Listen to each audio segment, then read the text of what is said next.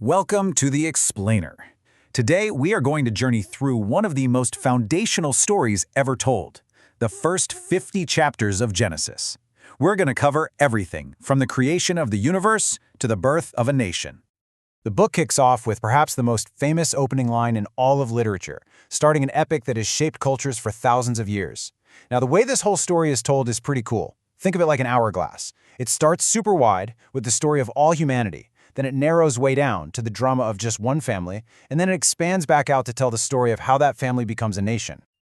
So let's start at the widest point of that hourglass. We're talking about the creation of the cosmos and the origin stories that are meant to apply to all of humankind. What we get is this really structured, kind of poetic 7-day process. It starts with separating light from darkness, and it builds and builds, all the way to day 6 with the creation of land animals and, finally, humans, male and female. They're placed in this perfect garden, Eden. And then on day 7, God rests. But, this perfect paradise, it doesn't last long. There's this one rule, and well, it's broken. This single act of disobedience leads to exile, and suddenly hardship and death are part of the human experience. And this sets a pretty tragic pattern. The very next generation, we get the first murder, Cain killing his brother Abel. From there, things just spiral downward.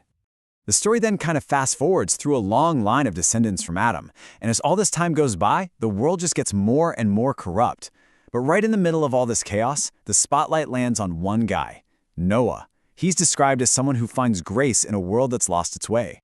So all this corruption, it leads to one of the most epic stories you've probably ever heard, the Great Flood. The text really presents this as a kind of cosmic reset button. Noah is told to build this gigantic ark to save his family and 2 of every kind of animal, while a flood essentially washes the world clean. Okay, so the floodwaters go down, the world starts over with Noah's family. And for a minute there, it seems like everyone's on the same page, literally. One language, one goal. They all get together to build a city with a massive tower, the Tower of Babel, so they can make a name for themselves and stay together. Well, in response to this act of collective pride, God scrambles their languages and scatters them all over the world. And right here, this is the moment the hourglass pinches shut.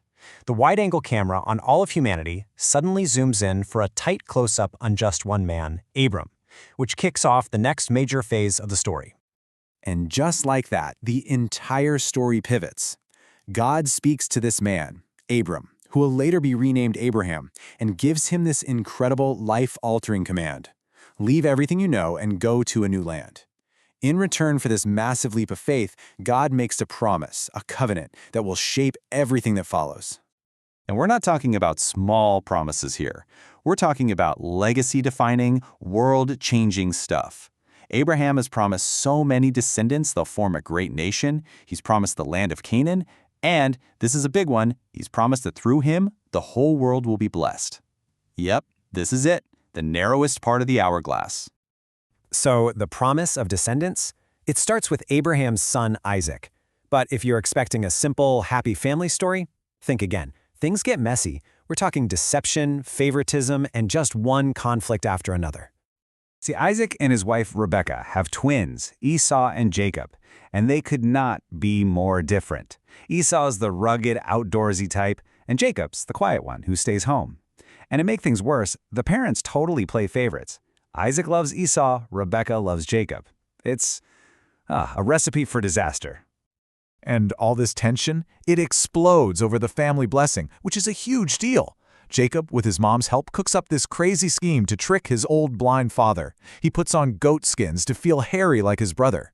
Isaac is suspicious. He says these famous words, but the trick works. Jacob literally steals the blessing meant for his older brother. So Jacob has to run for his life. He ends up with his uncle, and in a classic case of what goes around comes around, the great deceiver gets deceived himself. He ends up working for 20 years, but here's the thing. During all this time, he fathers 12 sons.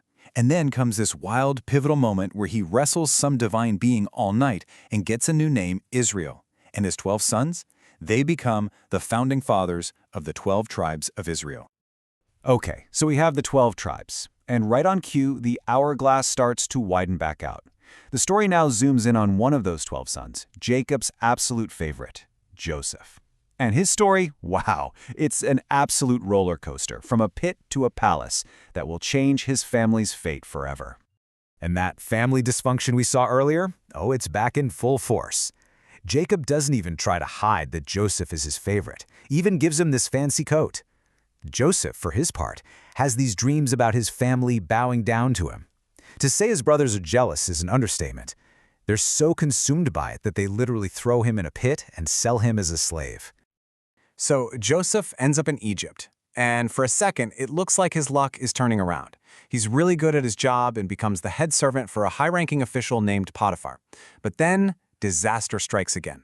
Potiphar's wife makes a move on him, he refuses, and she falsely accuses him.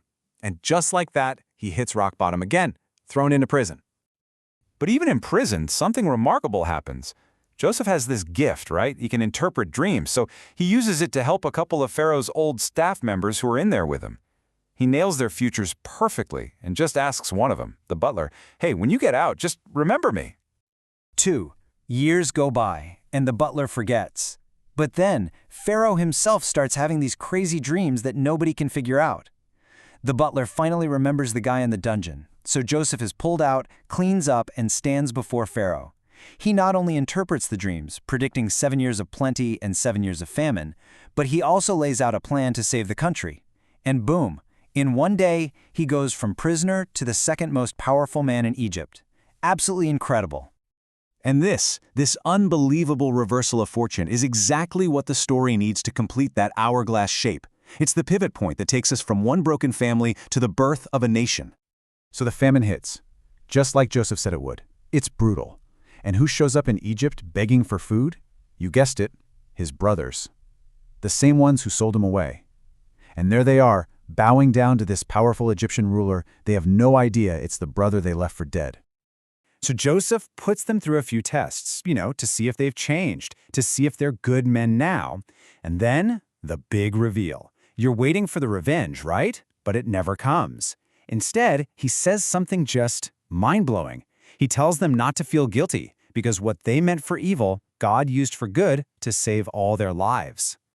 And he doesn't just forgive them, he saves them.